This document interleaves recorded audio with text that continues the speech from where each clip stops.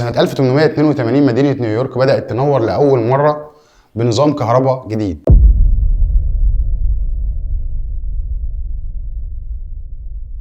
الناس كانت مبسوطة، المستقبل وصل.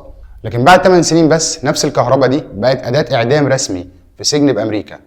والسبب حرب شرسة بين 2 من أذكى علماء القرن التاسع عشر، توماس إديسون ونيكولا تسلا.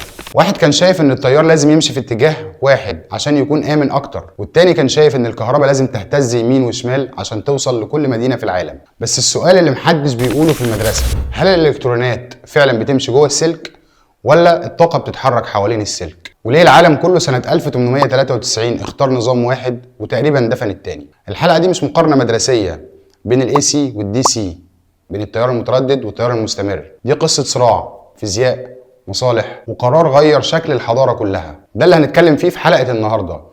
لو يهمك الموضوع تابع معايا. تخيل عندك خرطوم مية، المية اللي بتمشي جوه الخرطوم دي هي الالكترونات، حركتها جوه السلك هي التيار الكهربي. يعني التيار ببساطة عبارة عن حركة شحنات، لكن بتمشي ازاي؟ هنتكلم عن التيار المستمر، دايركت كارنت. تخيل انك فتحت الحنفية اللي احنا مركبين فيها الخرطوم، الميه بتمشي ازاي؟ بتمشي في اتجاه واحد بس، ده التيار المستمر. البطاريه مثلا، الالكترونات بتتحرك من الاتجاه السالب للاتجاه الموجب في اتجاه واحد.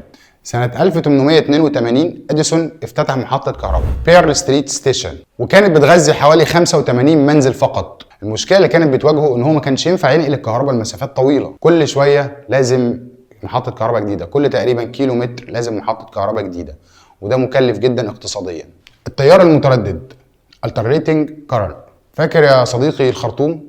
نفس الخرطوم في الحنفيه، بس الميه مش ماشيه على طول، الميه عماله تخبط شمال ويمين في الخرطوم، هو ده التيار المتردد. الالكترونات مش ماشيه مسافه طويله لكن بتخبط شمال ويمين. يعني مثلا بالنسبه لنا في مصر التردد 50 هرتز. 50 هرتز يعني ايه؟ يعني الكهرباء بتهتز 50 مره في الثانيه. في امريكا 60 هرتز، بتتحرك 60 مره في الثانيه.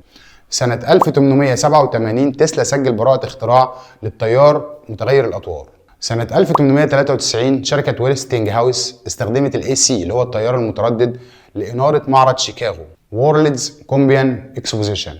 وفي المعرض ده أكتر من 100,000 لمبة شغالة بنظام الاي سي اللي هو التيار المتردد، العالم كله تقريبا شافها وسمع بيها. ومن ساعتها، من ساعة التاريخ ده، بقى التيار المتردد الاي سي هو المعتمد على مستوى العالم. ليه كسب الاي سي او التيار المتردد؟ هنا نقطة فيزيائية مهمة جدا. الطاقة اللي بتضيع في الأسلاك بتتحسب بقانون الفقد في القدرة، اللي بيساوي مربع شدة التيار في مقاومة السلك. يعني الفقد يتناسب مع مربع التيار. لو قدرت تقلل التيار الفقد بيقل جدا، ونقدر نرفع جهده بمحول كهرباء اي سي. المحول ده هيبقى ليه حلقة تانية اللي بنتكلم فيها ان شاء الله. لما ترفع الجهد التيار يقل، ولما التيار يقل الفقد بيقل، وبكده نقدر ننقل الكهرباء مئات الكيلومترات بدون فقد وبكل كفاءة. وده كان مستحيل عمليا في موضوع الدي سي وقتها، الدي سي اللي هو التيار المستمر.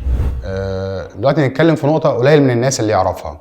الالكترونات نفسها مش بتجري من محطة الكهرباء لبيتك، وسرعة حركتها بطيئة جدا، تكاد تكون مليمترات في الثانية.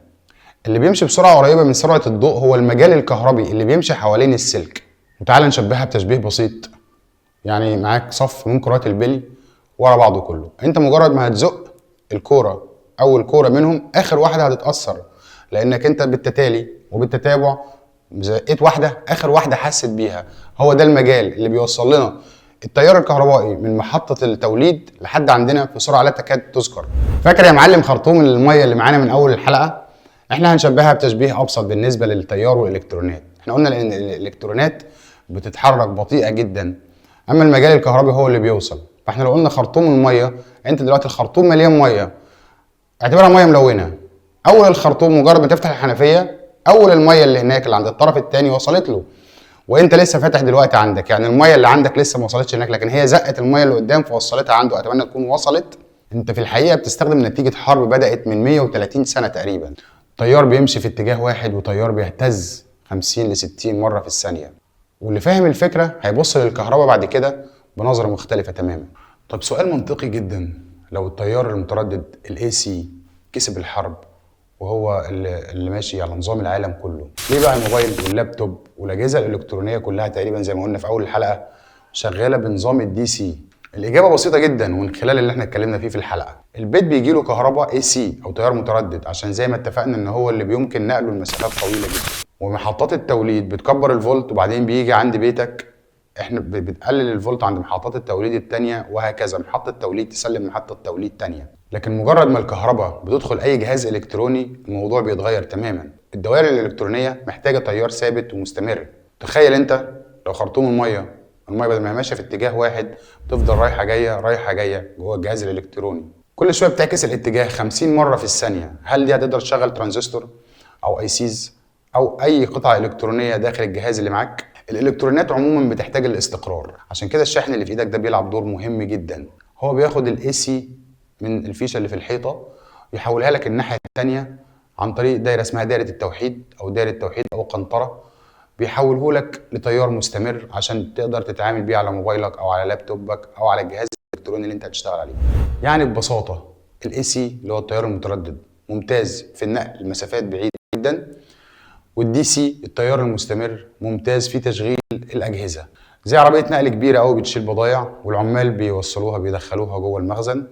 كذلك التيار المتردد والتيار المستمر. التيار المتردد بينقل المسافات بعيده، التيار المستمر بيشغل اجهزه. واي جهاز الكتروني حواليك دلوقتي المرحله اللي احنا اتكلمنا فيها دي بتحصل جواه.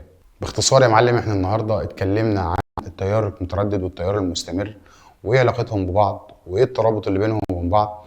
وطبعا التيار المتردد زي ما قلنا بينقل مسافات طويله جدا، اما التيار المستمر هو اللي بتعتمد عليه كل الاجهزه الالكترونيه، لانهم لما اخترعوا الترانزستور والثيريثور والديود والدوائر المتكامله كل ده مش هينفع يشتغل غير بالتيار المستمر عشان يمكن التحكم فيه. واشوفكم على خير ان شاء الله الحلقه الجايه قريبا بامر الله.